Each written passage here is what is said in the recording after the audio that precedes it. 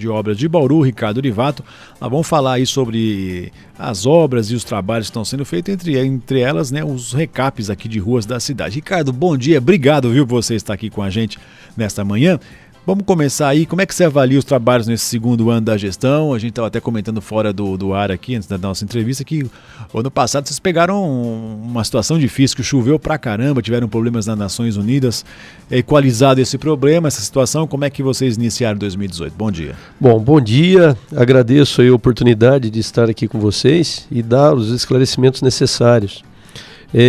Levando em consideração aquele volume de chuva que nós tivemos no ano passado, né, ficou nítido que uma série de ações nós deveríamos tomar a partir daquela situação e, graças a Deus, nós estamos conseguindo implementar aos poucos uma série de ações.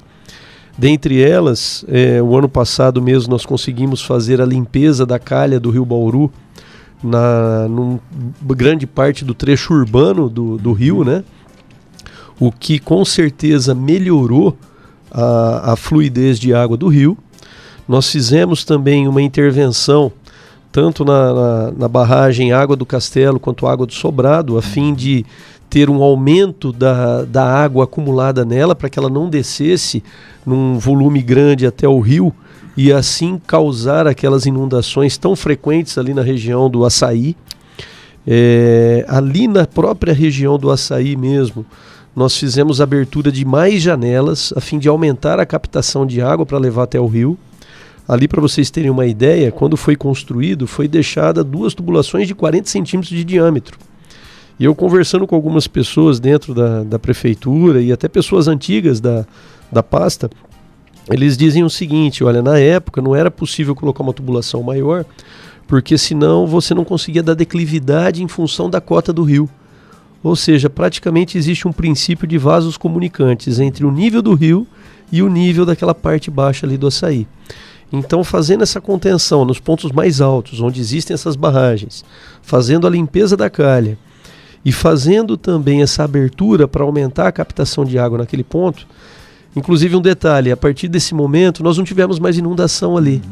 Acho que, não sei se as pessoas observaram ao longo desse ano, tudo bem que nós não tivemos ocorrências de grandes chuvas.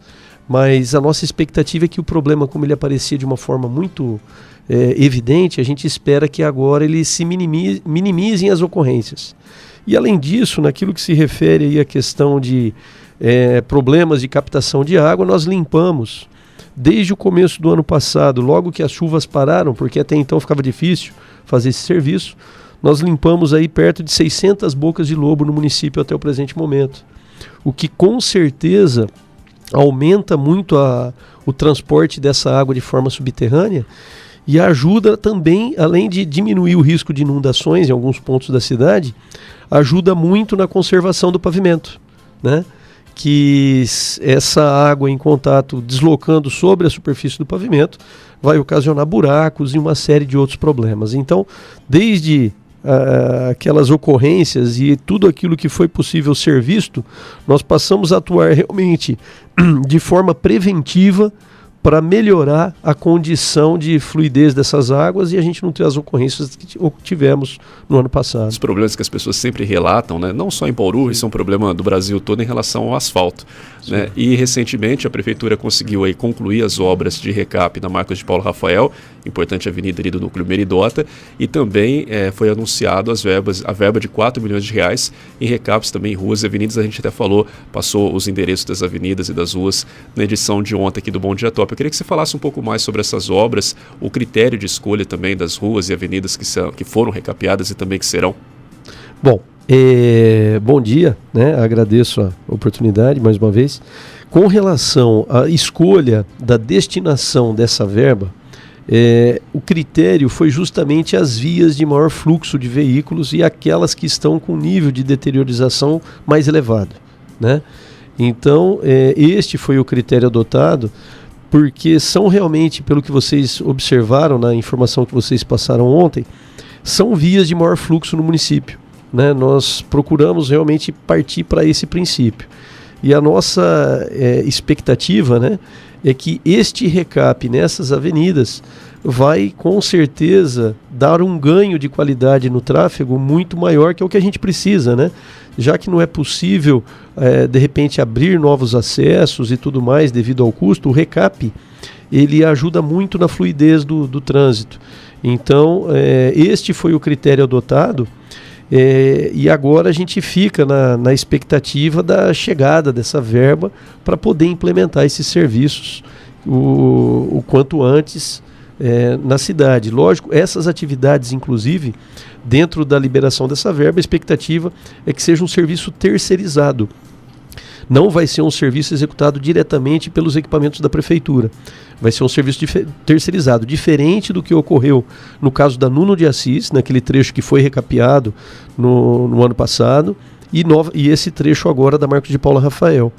Ele vai ser um serviço terceirizado, então tem todo um processo licitatório para poder assinar um contrato, então tem um trâmite aí, e que até aproveitando a oportunidade, é importante deixar claro que tem uma data para essa verba chegar até o município e a gente poder efetuar essas contratações. Nós temos uma expectativa, se até o dia 8 de julho essa verba não estiver liberada, nós podemos ter um atraso, não significa que a verba não virá, né? Nós podemos ter um atraso no início dessas obras em função do período eleitoral. O período eleitoral ele não permite a contratação de empresas no período do dia 7 de julho, até o dia 28 de outubro. Então, se acontecer desse trâmite licitatório, a liberação da verba, tudo isso ocorrer fora desse período, antes de preferência, a gente vai conseguir trabalhar nesse espaço de tempo também. Se isso não acontecer, os serviços devem se iniciar a partir do final de outubro, que é quando você volta a ter a possibilidade de assinatura de ordem de serviço para a empresa startar as atividades. Com relação ao PAC Pavimentação, como é que estão os trabalhos lá no Santo? Já acabou, lá no Santo de Virgem, aquela região, Jaraguá também receberam ruas, né, de pavimentadas. Como que está o andamento? O Tangarás, ele praticamente teve uma finalização dos serviços de asfaltamento. Nós estamos numa fase de entrega dos serviços e durante essa fase de entrega, parte da drenagem antiga está sendo verificada. Em alguns pontos onde existem obstruções, a própria secretaria vai ter que fazer algum tipo de intervenção, que são coisas antigas, mas a gente precisa concluir isso para poder entregar 100% o bairro Tangarás. O Jardim Ouro Verde está praticamente aí 90% das ruas pavimentadas, assim como o Jardim Ferraz evoluiu muito bem, Parque Viaduto, nós estamos trabalhando lá ainda para poder concluir. O Parque Roosevelt também estamos trabalhando para poder efetuar a conclusão, lembrando que no caso do Parque Roosevelt, a expectativa de finalização das obras é até março do próximo ano, né? Mesmo caso Jaraguá, Santa Edviges e Santa Cândida. O Santa Edviges ele está mais avançado em relação ao Jaraguá e Santa Cândida, porque lá no Santa Edviges, diferente do Jaraguá, teve muita rede de galeria de drenagem. Então nós sabíamos que o nosso prazo de execução ali seria maior. Então nós começamos mais cedo as atividades do Santa Edviges. Essas atividades elas estão sendo executadas. Só no mês passado nós pavimentamos perto de 16 mil metros quadrados de ruas ali no Santa Edviges. Nessa última medição deu em torno desse volume de ruas pavimentadas.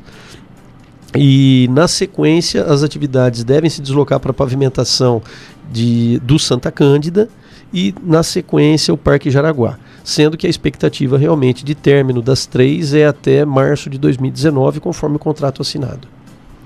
E secretário, ainda falando aí sobre asfaltamento, falando agora sobre a operação tapa-buracos, né? Eu queria que você falasse um pouco mais sobre como é que está o funcionamento, se você tem os números atualizados, e também sobre a necessidade da população contribuir, né? Se encontra em uma rua com um acesso complicado, para entrar em contato, não apenas reclamar nas redes sociais, né? Mas entrar em contato com a secretaria para fazer o trabalho fluir normalmente, né? Claro, com certeza. Às vezes a gente consegue visualizar, e não tem como, né? Ninguém é onipresente para poder visualizar todas as situações que acontecem na cidade. Então a gente sempre pede à população, quando encontrar uma condição de rua que está com buraco, que entre em contato com a Secretaria de Obras. O telefone é o 3235-1411, para poder fazer o registro do buraco onde ele foi localizado. É importante dizer a rua e a quadra, né? Para que assim a gente possa deslocar nossas equipes e recuperar essa situação. Algumas vezes, quando a gente chega, o buraco, muitas vezes quando ele é muito profundo, nem sempre ele é proveniente por conta de uma galeria de drenagem que abriu e conduziu essa água, principalmente agora que nós estamos num período muito seco. Então existem ocorrências também que são com o DAI, mas mesmo essa reclamação chegando para a gente faz esse contato e o DAI também tem atendido da melhor forma.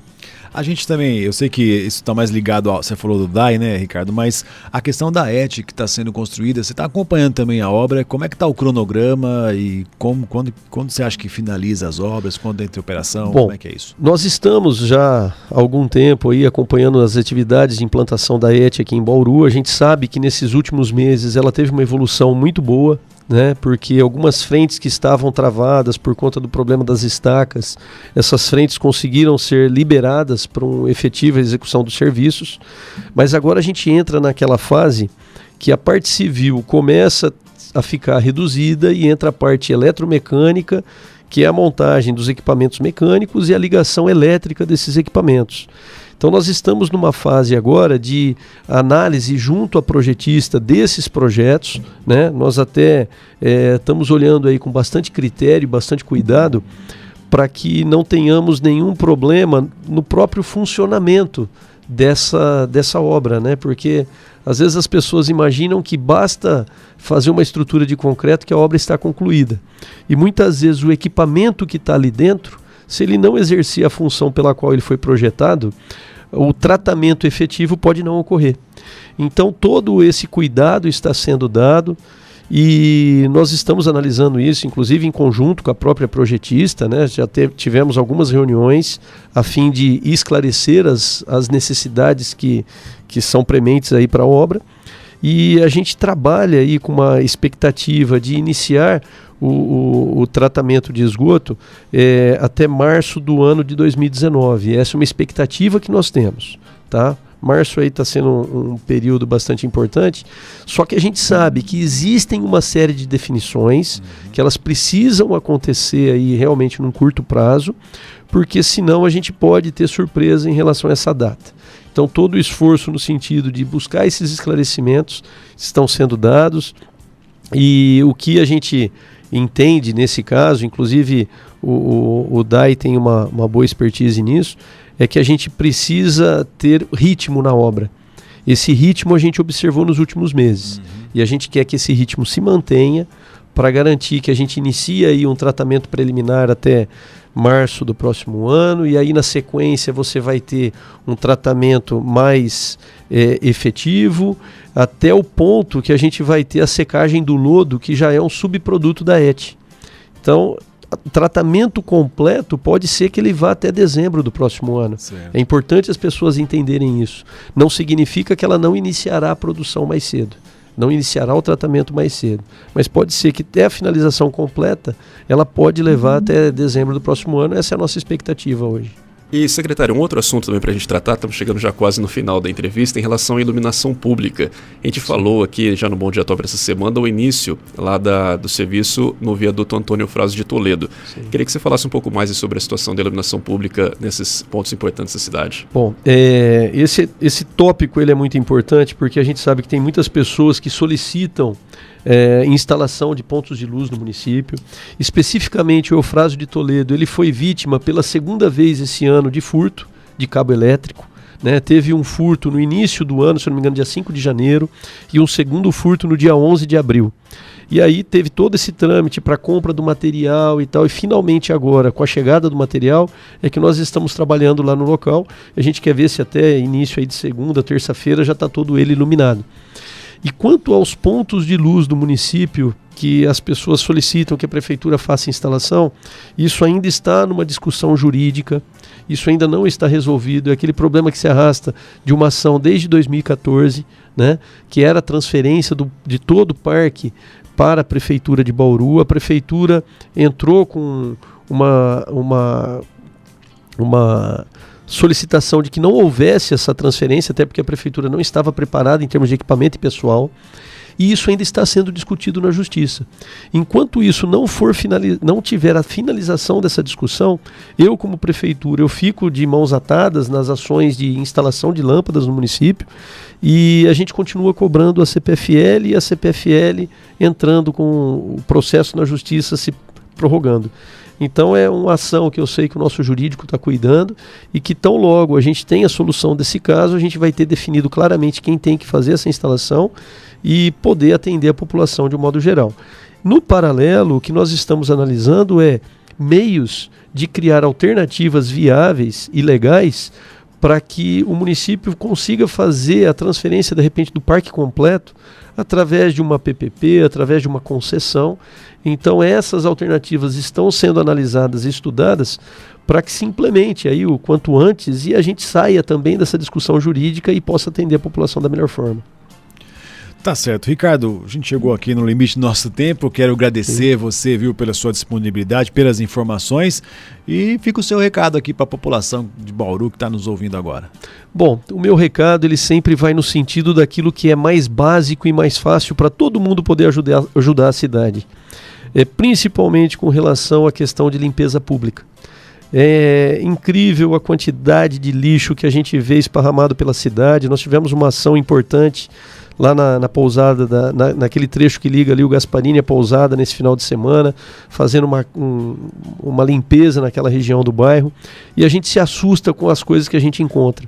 Então o apelo vem no seguinte sentido: as pessoas sabem que a coleta seletiva existe em alguns pontos, existe a coleta do lixo, mas elas insistem em despejar isso no meio ambiente.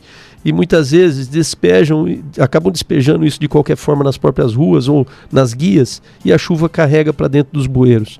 Então, por favor, faça a sua parte, que com certeza você está ajudando a coletividade.